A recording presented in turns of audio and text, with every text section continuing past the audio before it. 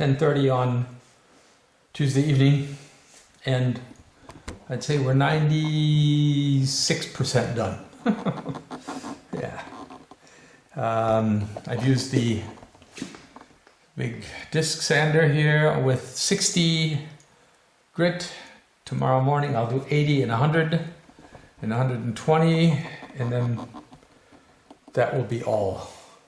Karin filled in all of the nail holes. See if I can show you here how that looks. I can't see them anymore, that's the thing, and that's why you do it. Yeah, there you are. There you go. There you go. So we'll get shit down in here somewhere. Where's the... There. Well, I don't see them really either. Oh yeah, there's one. There's one right there.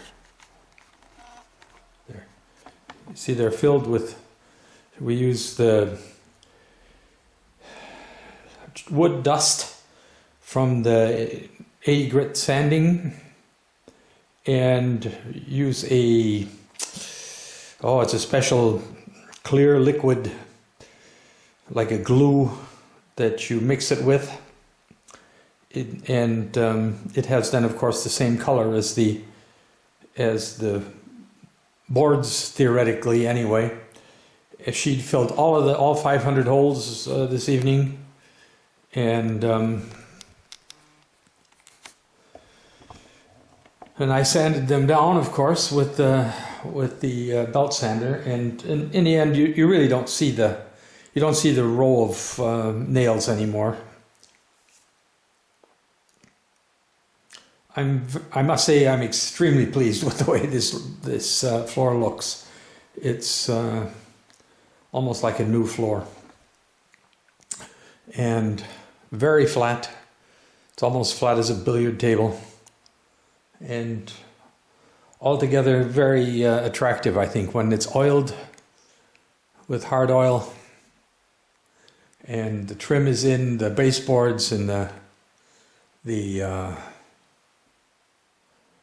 other trim that goes on the baseboards. It will, I think it will look quite pleasant. Actually, I think it'll look outstanding, but we'll see. We also just went through, by the way, and all of the cracks between the boards. Karin used a putty knife and scraped everything out. I went behind her with the vacuum cleaner and vacuumed it all up. I also vacuumed all of the wood dust from sanding with the disc sander. So the room at the moment is very clean, and all the cracks are cleaned out. All the dirt of the ages is taken out of them. We're going to leave them exactly as they are. We're not going to try to fill them. It's useless to try to fill them. If you do that, the filling, whatever you put in it breaks out eventually anyway, because the boards do move a little bit.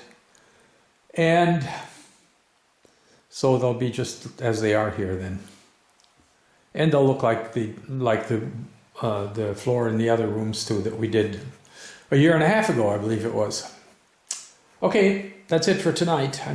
We're both very tired. Karin worked all day at her job. And it's the beginning of the semester, and they're having exams from the last semester, so it's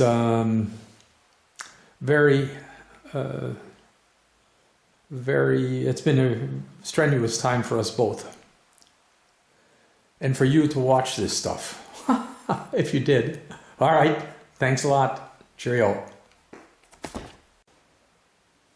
It's now Wednesday, the 19th of August 2015, and we're on the last legs, the last stretch of this rather large job here of sanding this floor down.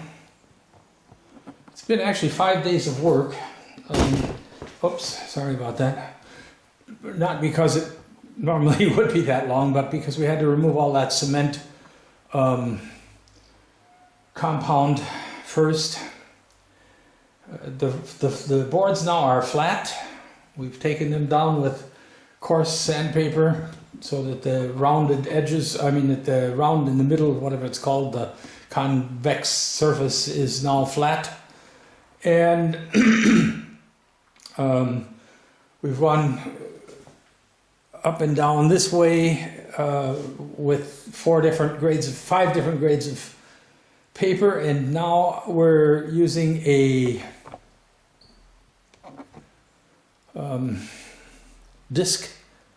large disc sander to even out all of the sanding marks and remove the 80. We're using 100 grit paper now. We're removing the scratches from the 80 grit, and that's about as far as we're going to go probably. We have 120, but the floor is already so smooth. And this is, you have to remember, this is soft wood. This is not oak, so or any other hardwood. In fact, you can see here that the surface is very smooth. And I think we'll probably just quit at 100. Then when it's oiled, it'll look very nice, just like the other rooms. Maybe a little better, because I think I did a better job on this. You learn, you continue learning at something like this. It's something you have to have experience with, obviously. And the other rooms were the first ones that I did. They turned out fine. They look excellent, really. But I think this room is actually better, because I knew, first of all, that you really need to, it's just like with preparing anything, whether it's metal on a car or the better you do the pre-prep, the first stages, the better the final product is going to be, obviously. Well, obviously, but in any case, it is that way. And so this time I spent a lot more time smoothing out, taking off all the excess wood. I think we have about 60 gallons of wood dust that I've sanded off. So I'm going to show you how this disc sander works. It's not easy. If you've done it, then you probably know, or maybe it's not just me. I've heard a lot of people have problems with this. You want to make sure you have it under control and understand how to control it, because it's not really all that evident if you haven't used one before. And even if you have, it may not be evident right away what it's doing and why you need to do certain things.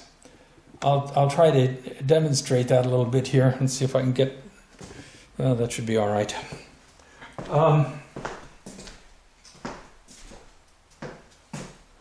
This is a brand new 100 grit disc, and the first thing you don't want to forget to do, I think I mentioned this in one of my other videos, is get the wheels up out of the way. So it's a good idea just to hang the cord around your neck, not all the way around your neck, just this way. You have a safety switch, usually this down here, it's here, and then the on-off switch here. The angle of the handle is important. It has to be relatively low, otherwise, because you need a lever distance here to be able to control this thing. As you'll see, it makes a sweeping motion like this. That's obvious.